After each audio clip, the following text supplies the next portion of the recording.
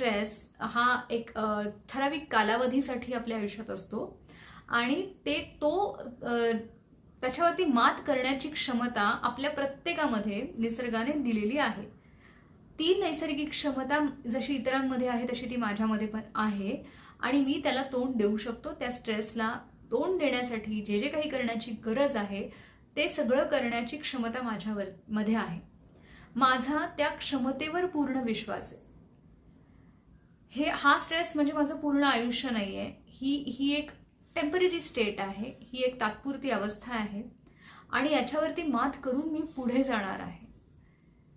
ह्याच्या अलीकडे आणि पलीकडे ही एक जग आहे. म्हणजे याच्या आधी जे माझं जग होतं ते वेगळं होतं आणि याच्यानंतरचं माझं जग असेल तेही वेगळं असेल. मला हे सगळं पार करून पुढे जायचं आहे.